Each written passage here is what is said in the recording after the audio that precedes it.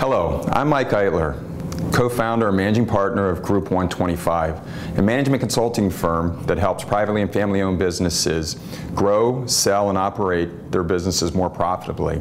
Today we were invited to speak at Tech Talk. Hopefully you were there and you found our presentation on the 60-second elevator speech helpful and beneficial. If you weren't, hopefully you'll be able to capture the spirit of today's presentation and you'll be able to make future sessions of Tech Talk. Today we covered a couple points that were really key, and that's the ones we're going to focus on here on our little talk. We talked about why is it important to have an elevator speech, how you prepare it, and the basic components of a speech. And why it's important is because the investor has just a brief amount of time to assess whether they want to invest any more time into hearing you articulate the business proposition you're proposing to them, be it for a product, a service, or some solution. The key here you have to remember, and the goal of your elevator speech is not to get the investor to necessarily write you a check at this time. All you really want is them to be more interested in what you've just told them and seek additional information from you. Perhaps they'll invite you to send them an email, ask for your business card, invite you to their offices, meet an associate or a partner of theirs. That's really the goal. You're just trying to get that door open so you can engage in a dialogue where you'll really go into the detail of what your value proposition is behind your business and your idea about how you're going to mature this business and grow it with this assistance of their investment capital.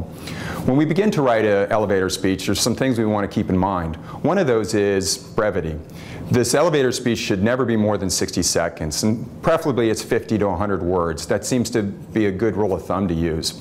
And in constructing it, I tend to use an outline approach. Remember going back to school, be it high school or college, and you're asked to write a paper or a paragraph, one of the themes always was, let's have a summary statement up front. Tell us what you're going to tell us, and then tell us, and then remind us what you told us. Well, some of that is really translatable to writing an elevator speech.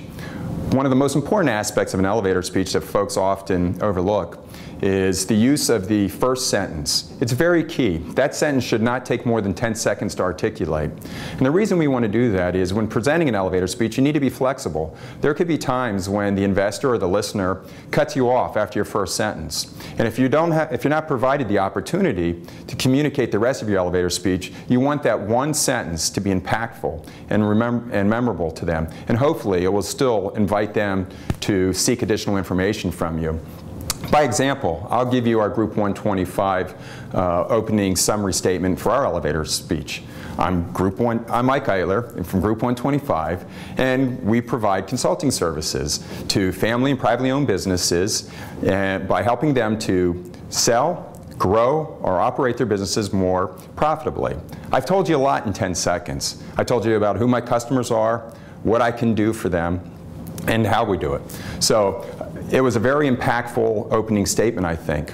If you heard the rest of my elevator speech, you would find out a lot of details. We would color that first sentence, and we would explain and provide additional details that are probably meaningful and were targeted to an investor.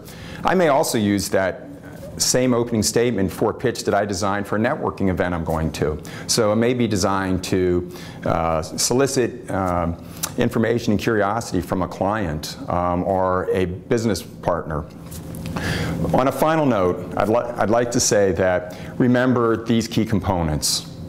50 to 100 words, you should be able to deliver it in less than 60 seconds, articulate the basics about what your services or product you're providing, what your sales channel is, and what your revenue model is. And you want to keep it very brief and use an opening sentence just in case you never get to finish the last 50 seconds of your 60-second elevator speech. Thank you for joining us today. I'm Mike Eitler.